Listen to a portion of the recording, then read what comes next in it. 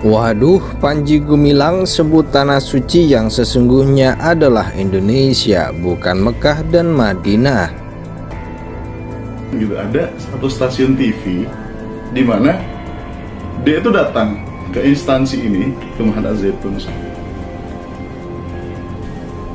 tidak diizinkan, tapi tetap ingin meliput, karena kita tahu sendiri seperti itu tuh nggak boleh gitu. Bila narasumber tidak mengizinkan atau tidak berkenan untuk memberikan pernyataan atau segala macam, seharusnya kita itu sebagai pers, ya udah gitu, gak usah maksa gitu. Kita menghormati keputusannya, kita menghormati bahwa ya udah memang nggak mau gitu. Tapi ini maksa gitu. Apakah seperti itu? Kan seharusnya ini menjadi sebuah kajian lagi nih buat Kominfo. Dan ini kasus ini tuh nggak ini doang gitu, banyak dari dulu seperti itu. Hingga pada akhirnya menggiring opini publik ke arah yang tidak benar, nggak ada landasannya gitu loh. Kalaunya Ponpes Al-Zaitun tidak mau diliput, itu hak Ponpesnya, yaitu betul.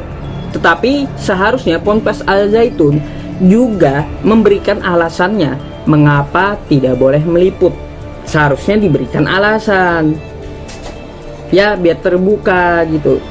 Nah, jadinya stasiun televisi aja tidak diizinkan meliput, tidak diizinkan mengambil gambar. Akan ada pertanyaan pula di mata masyarakat, mengapa seperti itu? Mengapa Al-Zaitun tertutup? Apa yang disembunyikan? Apa yang ada di dalam Al-Zaitun? Masyarakat itu pintar semuanya, cerdas, ya cerdas, dan melihat fakta dan buktinya di depan mata mereka sendiri. Contoh, ya video-video yang beredar dari videonya Bapak Panji Gumilang, yang mana disitu menirukan salam Yahudi. Terus softnya yang renggang-renggang ketika sholat Id, itu kan ada videonya gitu. Apakah memang ada orang-orang yang punya kepentingan di balik itu semua, sehingga pesantren Az-Zaitun itu sepertinya tidak bisa tersentuh hukum? Saya tidak tahu. Tapi yang jelas itulah fakta realnya. Seakan-akan MUI itu sulit untuk masuk dan berdialog dengan mereka.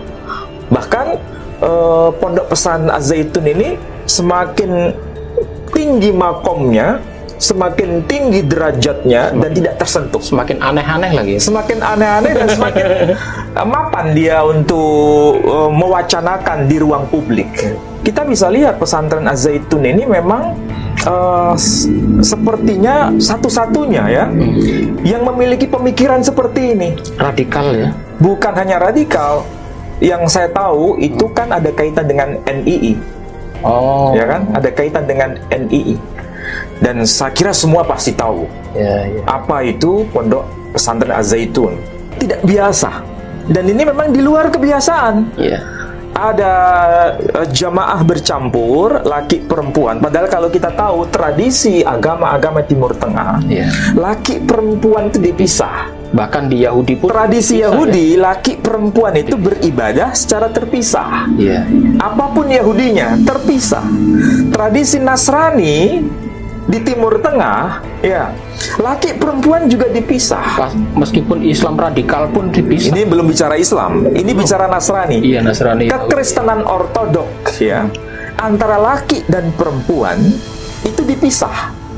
Baik di Timur Tengah, apalagi di Eropa bagian timur. Bagaimana melakukan sholat berjamaah antara laki dan perempuan?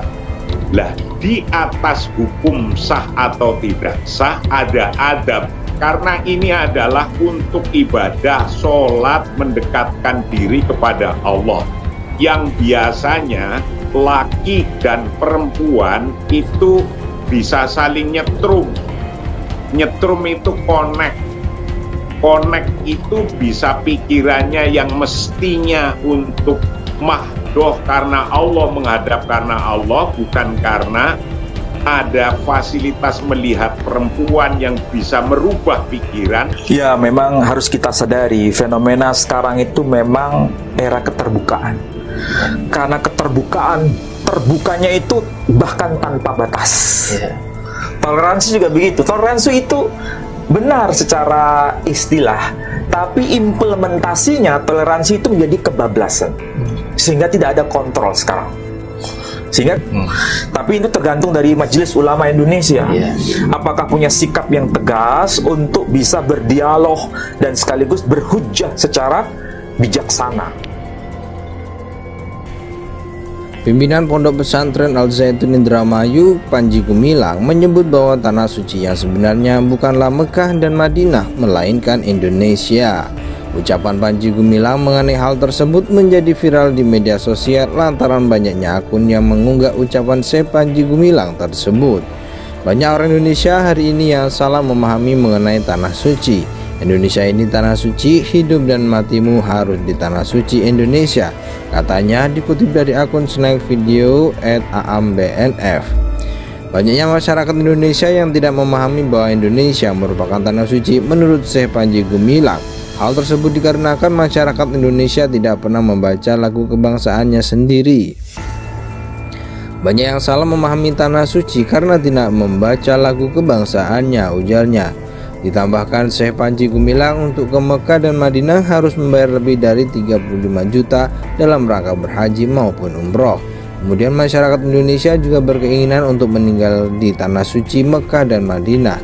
Mau tahu anak-anakku orang yang mati di Mekah atau Madinah itu dibiarkan begitu saja. Mau yang begitu kok harus bayar 35 juta, katanya lagi.